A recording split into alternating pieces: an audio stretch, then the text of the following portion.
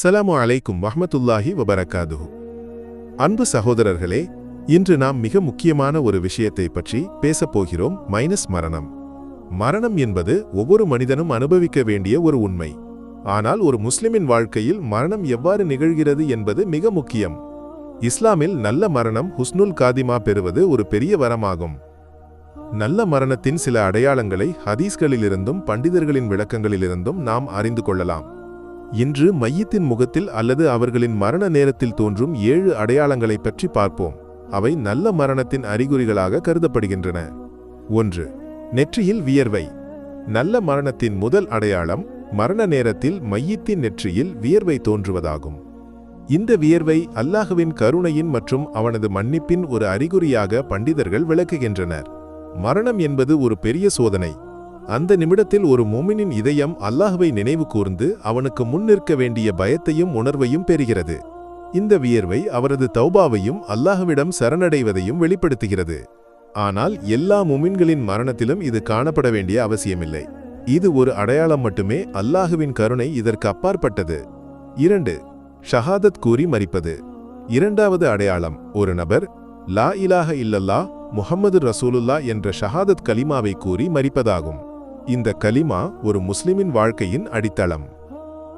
மரண நேரத்தில் இந்த வார்த்தைகளை உச்சரிக்க முடிவது அவர்கள் அல்லாஹ்வின் ஒருமையில் நம்பிக்கை கொண்டு நபியை பின்பற்றி வாழ்ந்ததற்கு சான்றாகும்.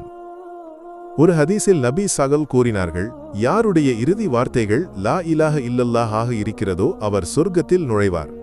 எனவே இந்த அடையாளம் தோன்றும் மையத்துக்கு அல்லாஹ்வின் கருணையில் நம்பிக்கை வைக்கலாம். 3. வெள்ளிக்கிழமை மரிப்பது. மூன்றாவது அடையாளம் வெள்ளிக்கிழமை மரிப்பதாகும். வெள்ளிக்கிழமை முஸ்லிம்களுக்கு மிக புனிதமான நாள். இந்த நாளில் காலையிலோ அல்லது பகலிலோ மரிக்கும் ஒரு முஸ்லிமுக்கு கபர் தண்டனையிலிருந்து விலக்கு கிடைக்கும் என்று ஹதீஸில் கூறப்பட்டுள்ளது. வெள்ளிக்கிழமை மரிப்பது அல்லாஹ்வின் சிறப்பு கருணையின் ஒரு அடையாளமாக கருதப்படுகிறது. இருப்பினும் இது அல்லாஹ்வின் முடிவுக்கு உட்பட்டது. மற்ற நாட்களில் மரிப்பவர்களுக்கும் அல்லாஹ்வின் கருணை கிடைக்கலாம். 4. ஷஹீதாக மரிப்பது. நான்காவது அடையாளம் ஷஹீதின் பதவியுடன் மரிப்பதாகும். இஸ்லாமில் ஷஹீதின் மரணம் மிக உயர்ந்த மரணங்களில் ஒன்று.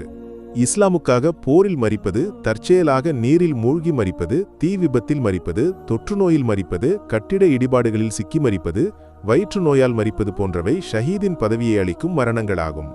ஷஹீதின் மரணம் அல்லாஹ்வின் பாதையில் ஒரு நபர் தனது உயிரை தியாகம் செய்ததற்கு சான்றாகும். அவர்களுக்கு சொர்க்கத்தில் உயர்ந்த பதவி வாக்குறுதி அளிக்கப்பட்டுள்ளது. 5. இபாதத் செய்யும்போது மரிப்பது. ஐந்தாவது அடையாளம் இபாதத் செய்யும்போது மரிப்பதாகும். தொழுகை, நோன்பு, ஹஜ், உம்ரா, குர்ஆன் ஓதுதல் போன்ற வணக்கங்களை செய்யும்போது மரிப்பது நல்ல மரணத்தின் பெரிய அறிகுறியாகும். உதாரணமாக ஒரு நபர் சுஜூதிலிருந்து எழுவதற்கு முன் மரிப்பதோ ஹஜ்ஜின் போது அரஃபா நாளில் மரிப்பதோ அவர்கள் அல்லாஹுக்கு மிக பிரியமான நிலையில் திரும்பியதற்கு சான்றாகும். இத்தகைய மரணங்கள் அல்லாஹுவின் கருணையின் பெரிய அறிகுறிகளாகும். 6. பிரசவம் தொடர்பான மரணம்.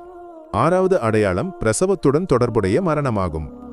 கர்ப்பிணியாக இருக்கும்போது பிரசவத்திற்கு பின் அல்லது பாலூட்டும் காலத்தில் மரிக்கும் ஒரு பெண்ணுக்கு ஷஹீதின் பதவி கிடைக்கும் என்று ஹதீஸில் தெளிவாக கூறப்பட்டுள்ளது. மாத்ருத்துவம் என்பது இஸ்லாமில் மிக புனிதமான ஒரு செயல். இந்த சந்தர்ப்பங்களில் மரிக்கும் பெண்கள் அல்லாஹ்வின் சிறப்பு கருணைக்கு தகுதியானவர்கள். அவர்களுக்கு சொர்க்கத்தில் உயர்ந்த இடம் கிடைக்கும் என்று நம்பப்படுகிறது. 7. முராத்தீபின் மரணம். ஏழாவது அடையாளம் முராத்தீபின் மரணமாகும். ஜிஹாதுடன் தொடர்புடைய தர்ம போருக்கு தயாராகும் போது மரிப்பவர்களுக்கு இந்த பதவி கிடைக்கிறது. உதாரணமாக போருக்காக கூடாரம் அமைக்கும்போது அல்லது ஜிஹாதின் மற்ற தயாரிப்புகளை செய்யும்போது மரிப்பது நல்ல மரணத்தின் அடையாளமாக கருதப்படுகிறது. இத்தகைய மரணங்கள் அல்லாஹுவின் பாதையில் ஒரு நபரின் அர்ப்பணிப்பை குறிக்கின்றன. அன்பு சகோதரர்களே, இந்த 7 அடையாளங்கள் நல்ல மரணத்தின் அறிகுறிகள் என்று கூறினால் இந்த அடையாளங்கள் இல்லாமல் மரிப்பவர்கள் நல்ல மரணம் பெறவில்லை என்று அர்த்தமல்ல. அல்லாஹ்வின் கருணை இதற்கு அப்பாற்பட்டது. ஒரு நபரின் மரணம் எவ்வாறு நிகழ்கிறது என்பதை விட அவர் எவ்வாறு வாழ்ந்தார் என்பதே முக்கியம். தௌபா செய்து அல்லாஹ்வின் கட்டளைகளை பின்பற்றி நல்ல செயல்களை செய்து வாழ முயற்சிப்போம். நமது வாழ்க்கையின் ஒவ்வொரு நிமிடமும் நல்ல மரணத்திற்கு தயாராவதாகும். அல்லாஹ்விடம் நல்ல மரணத்தை கேட்போம். அல்லாஹும்ம இன்னி அஸ்அலுக ஹுஸ்னுல் காதிமா என்று பிரார்த்திப்போம். அவனது கருணையில் நம்பிக்கை வைப்போம். கடைசியாக நல்ல மரணம் என்பது அல்லாஹுவின் மிக பெரிய வரங்களில் ஒன்று. இந்த 7 அடையாளங்கள் அல்லாஹுவின் கருணையை நமக்கு நினைவூட்டுகின்றன. நமது வாழ்க்கையை அல்லாஹுவுக்கு பிரியமான வகையில் வாழ முயற்சிப்போம். அல்லாஹு நம்மையெல்லாம் நல்ல மரணத்துடன் அழைத்துச் செல்லட்டும். ஆமீன்.